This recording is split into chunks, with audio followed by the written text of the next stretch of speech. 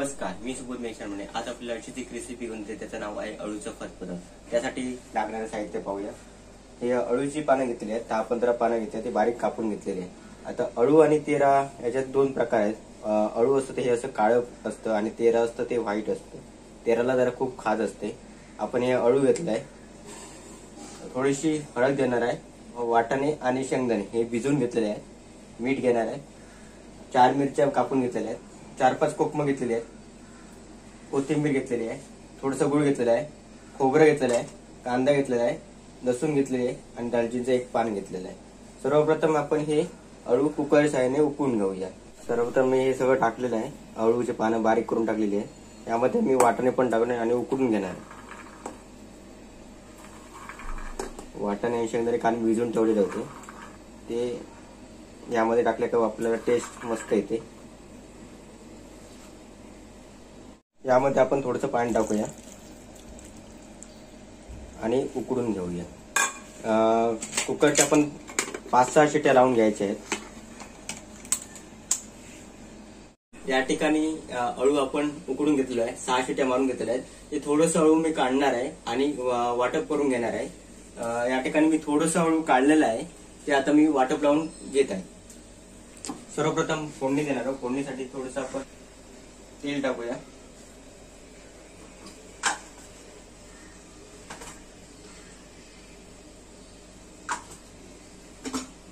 अळू असतं हे अळू साधारण पावसामध्ये आपल्याला मिळतं.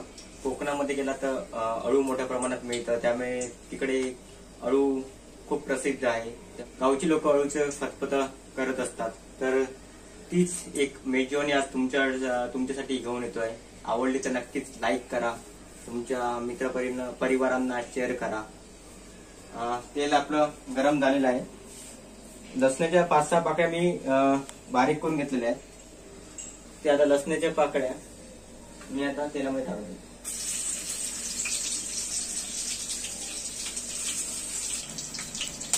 लसणाच्या पाकळ्या हे आपण टाकल्या, ते लाल होईपर्यंत आपण तेलामध्ये परतून घेणार आहोत.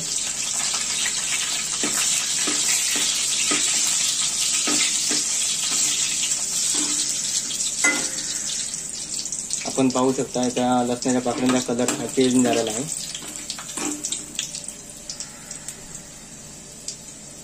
यामध्ये आपण कढीपत्ता टाकायचा आहे थोडासा. कढीपत्त्याच्या 10-12-5-6 पाकळ्या आहेत.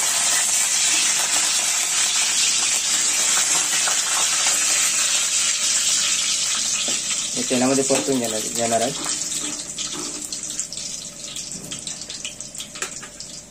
आता हे मिरच्या आहेत ते टाकणार आहे.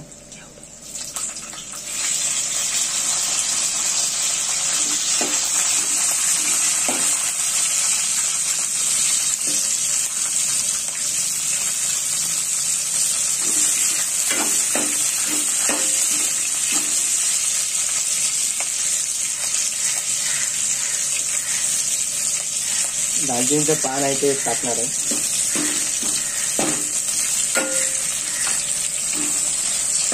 त्यामध्ये एक कांदा कापून घेतलेला आहे, तो टाकणार आहे आणि तो लाल होईपर्यंत मी तेलामध्ये परतून घेणार आहे. थोडासा गॅस मी मोठा करतो.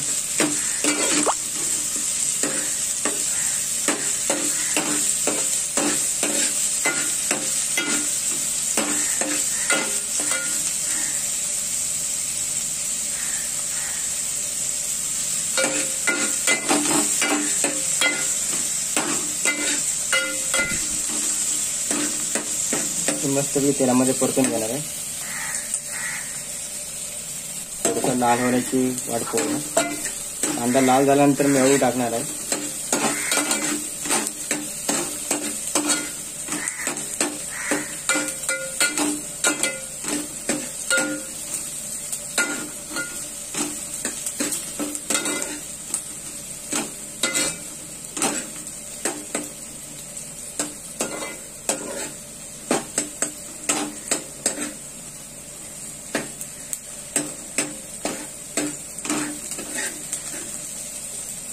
आता मी हे उकडून घेतलेले अळू आहे ते आता यामध्ये घालणार.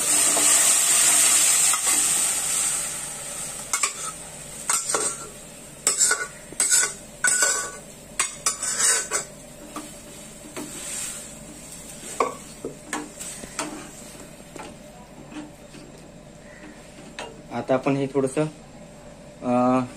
शिजत ठेवणार आहोत. उकळी येईपर्यंत आपण याची वाट पाहणार आहोत. आता आपण पाहू शकता आपल्या अळूला मस्तपैकी उकळी आलेली आहे.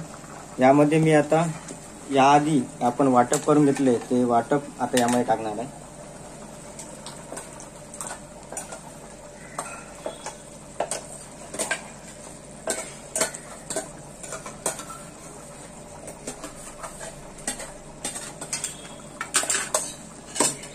थोडंसं गूळ टाकतोय आम्ही, बारीक करून घेतलेलं आहे. थोडीशी हळद टाकतोय.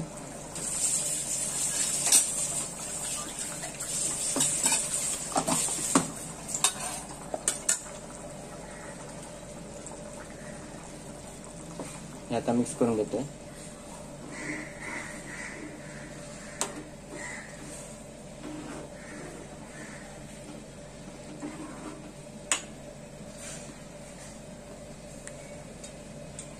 यामध्ये आपण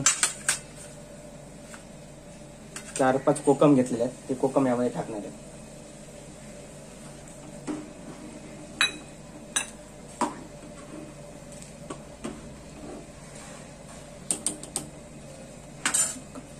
थोडीशी उकळी याची वाट पाहूया. यामध्ये चवीप्रमाणे आपण मीठ टाकणार आहे.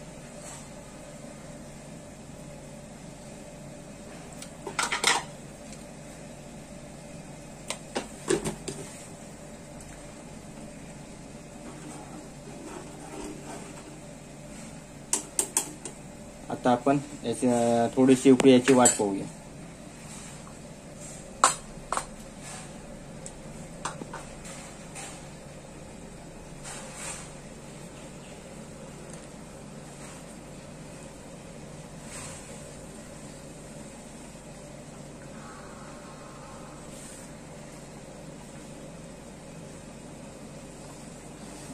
आपल्या अळूचं फतफत आहे, त्याला उकळी आलेली आहे. थोडंसं आपण यामध्ये खोबरं टाकूया.